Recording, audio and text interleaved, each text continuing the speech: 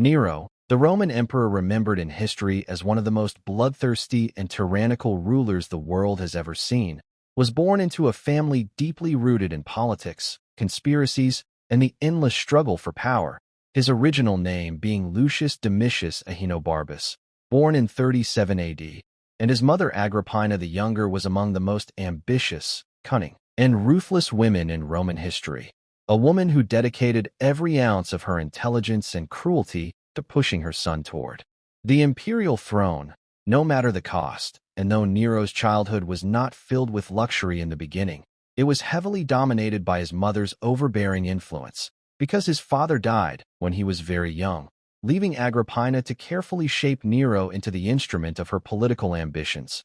She even secured her power by marrying the Emperor Claudius, thereby making Nero his stepson, which gave her an open path to weave her schemes and place her son closer to the throne. Nero's upbringing under Agrippina was a strange mixture of refinement and corruption, for he was trained in literature, music, arts, and philosophy, but always with the undertone that he was destined for absolute authority. From an early age, he showed a passion for music, theater, and poetry, but alongside that, he was being subtly introduced to the darker side of Roman politics, a world of betrayal, intrigue, and blood. Agrippina, determined to see her son rise above all rivals, began clearing his path by eliminating threats and manipulating the emperor himself. Her greatest move was ensuring Nero was adopted by Claudius, which placed him ahead of Claudius's own biological son Britannicus in the line of succession, and many ancient sources claim that Agrippina went so far as to poison Claudius himself to hasten Nero's rise. And thus in 54 AD, at only 17 years of age, Nero was proclaimed Emperor of Rome. His youth and charm at first won the admiration of the Roman public, who believed a new and hopeful era had begun under this young prince. But the truth was that for the first few years, the empire was effectively governed not by Nero himself, but by his mother Agrippina, his tutor the philosopher Seneca, and the Praetorian Guard commander Burrus, who together made the actual decisions while Nero served as a ceremonial figure. However, such an arrangement could not last long, because once Nero realized the scope of his power and the intoxicating freedom that came with it, he began to break away from the control of his mother and advisors. Agrippina, who had imagined herself as the true empress of Rome, grew increasingly frustrated as her son distanced himself from her authority. Their relationship deteriorated into open hostility, for Nero wanted to live a life of indulgence, pleasures, music, banquets, women, and theater, while she constantly tried to rein him in. What followed was the beginning of a transformation in Nero's personality. For the once shy and artistic young man turned into a stubborn, arrogant, and cruel ruler. Although in the early years he won some popularity among the people by reducing taxes, sponsoring games, and giving public festivals, these acts were more of a performance to maintain support than genuine concern for the citizens. Beneath the surface, Nero's darker instincts were beginning to show. His hunger for absolute power and his paranoia about rivals grew unchecked, and soon he committed his first notorious crime, the poisoning of his stepbrother Britannicus, whom he saw as a potential challenger to his throne. This cold-blooded murder was only the beginning. Agrippina, realizing that her son was now beyond her control, tried to rally support among senators and military officers to check his excesses, but Nero outmaneuvered her, accusing her of immorality and conspiracies, shattering her reputation, and eventually ordering her assassination. A chilling act that showed the world that Nero would not hesitate to destroy even his closest blood relations in the pursuit of power. The death of Agrippina, the very woman who had paved his path to the throne, marked a turning point. For with this act Nero declared independence from all constraints, and Rome began to truly see the real face of its emperor. His court was now dominated by endless orgies, feasts, and spectacles, while in the background the seeds of terror were being sown. Nero's reign in its early years was like a volcano simmering before eruption. On the surface there was music, poetry, and laughter, but underneath, rage, cruelty, and madness were building, and soon these forces would erupt in ways that would leave Rome burning, its people terrified, and Nero's name forever written in history as a symbol of blood, fire, and tyranny. The early years were nothing less than the foundation of one of the darkest chapters in Roman history, setting the stage for the horrors and atrocities that were yet to come. As the years of Nero's reign unfolded, the thin veil of charm and youthful promise that had once won him the admiration of Rome began to vanish, revealing instead a ruler consumed by lust, arrogance, and insatiable appetites. For Nero no longer pretended to be the humble young prince who listened to his advisors. He cast aside the cautious wisdom of Seneca, ignored the steady guidance of Burrus, and instead surrounded himself with flatterers, entertainers, sycophants, and those who fed his ego. With constant praise, the court of Rome transformed from a seat of governance into a stage for Nero's endless indulgence, where nights bled into mornings with banquets overflowing with wine, exotic foods imported from every corner of the empire, and debauchery that shocked even the most jaded nobles of Rome.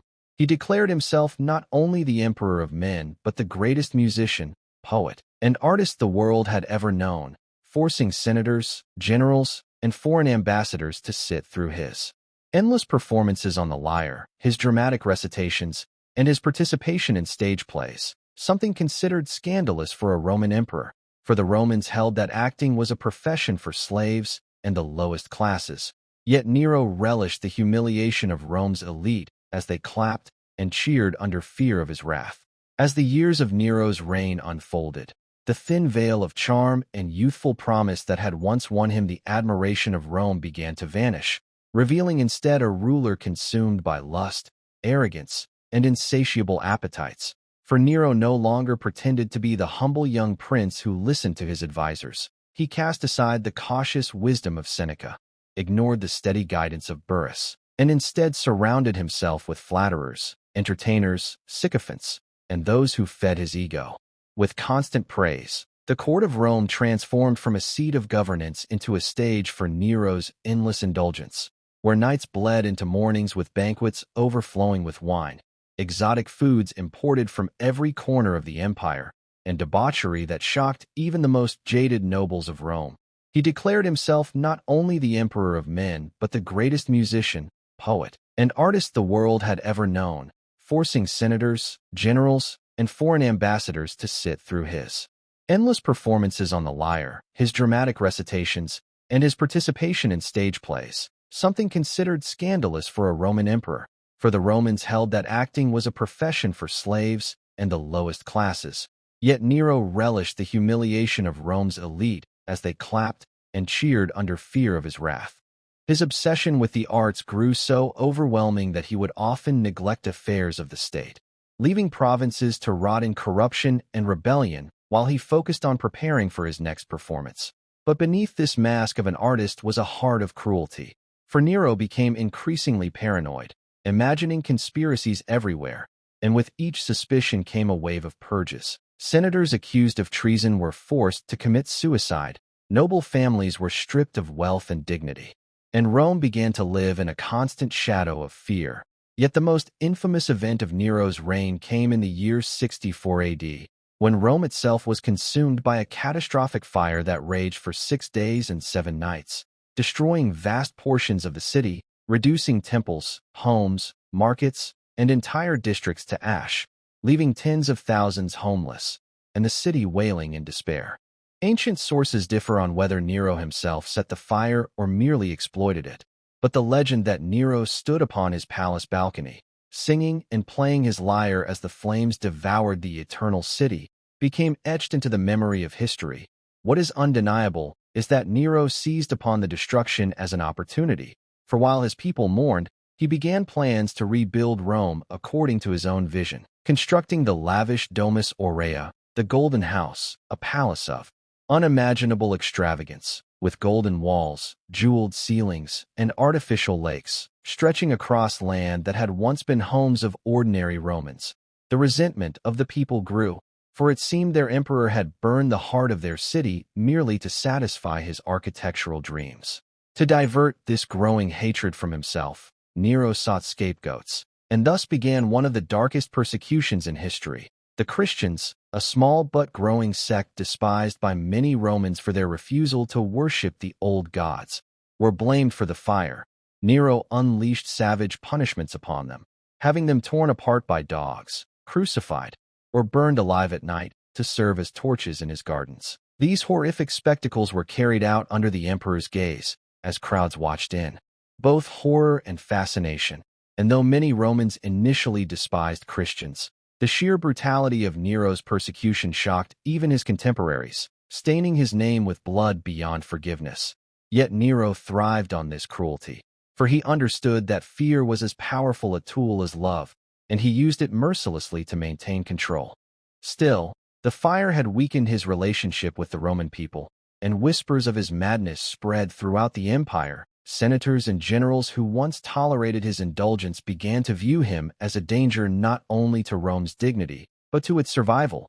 Yet Nero pressed forward with even more extravagant projects, competing in Greek athletic games, appearing on stage in public theaters, and forcing the empire's proudest men to bow before his delusions. He declared himself a living god, demanding worship and temples in his name. And though Rome had seen emperors deified before, never had one so shamelessly elevated himself while alive.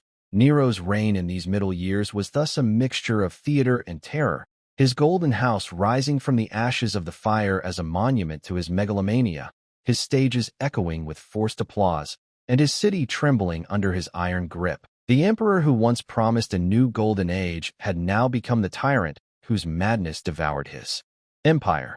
And yet the true collapse of his reign was still to come, for conspiracies were forming in the shadows, armies at the borders were restless, and the Senate itself whispered of his downfall.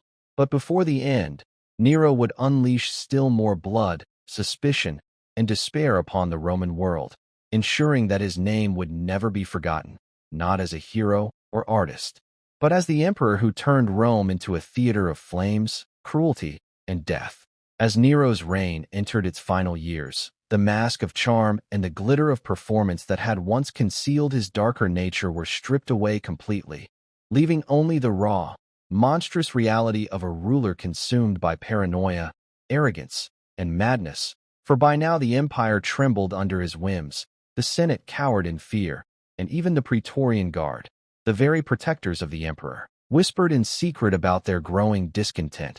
Nero's paranoia intensified after the Great Fire and the subsequent persecution of Christians, for he began to imagine conspiracies everywhere. And in 65 AD, when the Pisonian conspiracy was uncovered, a plot by senators, equestrians, and even some members of his court to assassinate him, Nero's suspicions exploded into a wave of purges. Dozens of senators and knights were executed, poets and intellectuals forced to take their own lives. And even his trusted tutor Seneca, once a guiding hand in his early rule, was compelled to open his veins and die with stoic dignity, an act that sent shockwaves throughout Rome, showing that no bond, no friendship, no loyalty was safe under Nero's rule. His court became a theater of blood, where accusations were often invented merely to satisfy his thirst for vengeance. Husbands betrayed wives, sons betrayed fathers, and Rome drowned in suspicion. Yet even as the empire groaned under his tyranny, Nero retreated further into his delusions of grandeur, traveling to Greece to compete in Olympic Games, declaring victories for himself regardless of his performance, and humiliating the proud traditions of Rome by appearing as a stage actor, singer, and charioteer. The emperor who once sat on the throne of Augustus now pranced on public stages, demanding applause as though the world existed only for his vanity. Back in Rome, however, the situation deteriorated rapidly. The provinces grew restless. Gaul simmered with rebellion under Vindex. Spain declared for Galba, and the legions in the east and west began to question their loyalty. For soldiers who once revered their emperor now despised his decadence. The treasury, drained by his endless building projects and theatrical obsessions, was near empty, and oppressive taxes enraged the provinces. Yet Nero ignored these looming threats, lost in fantasies of his artistic greatness. It was only when rebellion spread like wildfire that he realized his empire was slipping from his grasp. In 68 AD, the Senate and the Praetorian Guard finally turned against him, declaring him a public enemy, and the man who once held the greatest empire in the world in his hands now found himself utterly abandoned, deserted by his guards, cursed by the Senate, and betrayed by those who once feigned loyalty. Nero fled the palace in panic, disguised and trembling, accompanied by only a few freedmen. Wandering the outskirts of Rome, terrified of capture, history records that as he fled, he wept not for the empire he had destroyed, nor for the countless lives lost to his cruelty, but for himself, crying, "What an artist dies in me," revealing the true depth of his madness. Part 3, Section 4. When news reached him that the Senate had condemned him to death by beating, Nero resolved to end his life before such humiliation. But even in this final moment he lacked the courage, begging his companions to take his life, until finally, with trembling hands and the aid of a servant, he drove a dagger into his throat, ending the reign of terror that had scarred Rome for 14 years, thus in June of 68 AD. At the age of 30, Nero died not as a god, not as a hero, not even as an artist, but as a hunted fugitive, despised by his people, cursed by his Senate, abandoned by his legions, his corpse buried hastily without imperial honors, his golden house unfinished, his dreams of glory turned to ash, and his memory forever condemned. Yet his death did not end the chaos, for his fall plunged Rome into the bloody turmoil of the Year of the Four Emperors, a civil war born from the power vacuum he left behind. But in the annals of history, Nero's name lived on, not as the radiant prince Rome once welcomed, but as the tyrant who killed his own mother, poisoned his brother, burned his own city, persecuted the innocent, and turned the empire into a stage for his madness. His reign stands as a lesson of how absolute power, when mixed with arrogance, fear, and delusion, can transform a man into a monster. And though centuries have passed, the memory of Nero remains etched in fire and blood, a reminder that even the greatest empires can be consumed by the flames of their own rulers' cruelty.